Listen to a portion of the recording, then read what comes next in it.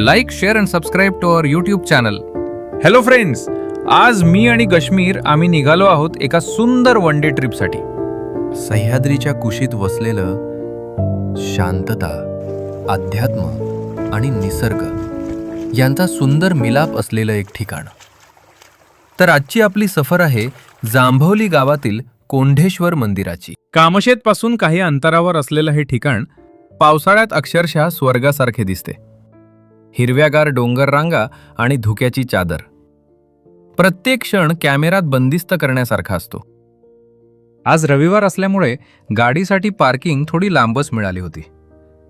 तिथून मंदिरापर्यंत चालत जावे लागलं.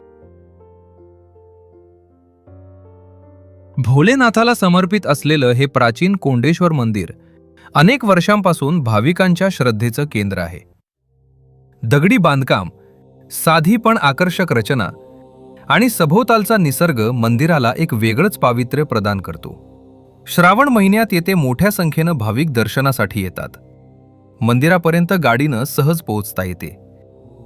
मंदिराच्या अगदी शेजारून वाहणारा खळखळणारा धबधबा, पक्ष्यांचा मधुर किलबिलाट आणि थंडगार वारा प्रत्येक क्षण मनाला नवचैतन्य देतो.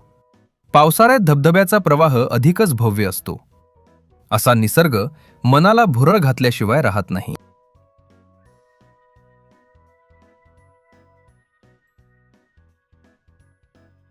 चला तर मग आता पेटपूजा करूया. गरमागरम कांदा भजी आणि काश्मीरची आवडती वाफाळलेली मॅगी. मग काय, मारला ताव. मंदिरात दर्शन घेऊन आमचा परतीचा प्रवास सुरू झाला. पण काश्मीरची एक इच्छा अजून अपूर्णच होती. त्याला पावसाच्या पाण्यात मनसोक्त भिजायचं होतं. आम्हाला रस्त्यालगत एक सुंदर ओढा वाहताना दिसला. निसर्गाने जणू आम्हाला थांबायचं आमंत्रण दिलं होतं. काश्मीरनं ह्या क्षणाचा मनसोक्त आनंद लुटला. वाहत्या पाण्यात खेळणं, उड्या मारणं, पाण्याचं तुषार अंगावर घेणं, त्याच्या चेहऱ्यावरचा आनंद पाहून माझाही दिवस सार्थकी लागला.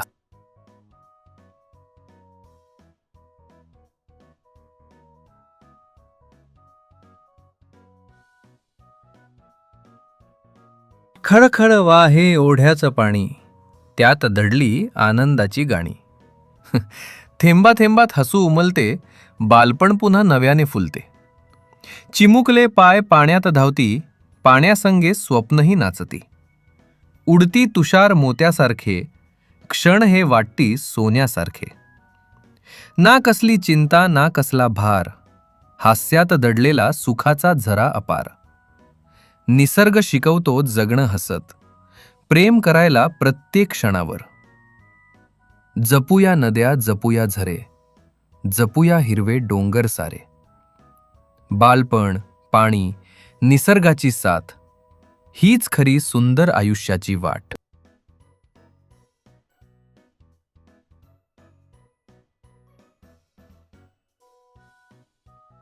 काश्मीरला असं वाटते, पाण्यात माशासारखे पोहतोय की बागेत फुलपाखरासारखे बागडतोय, की जणू आकाशात पक्ष्यांसारखं स्वच्छंद उडतोय.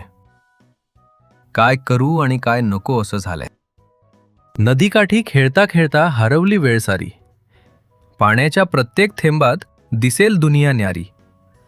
निरागस हास्य, डोळ्यात चमक, बालपणीची हीच तर खरी धमक.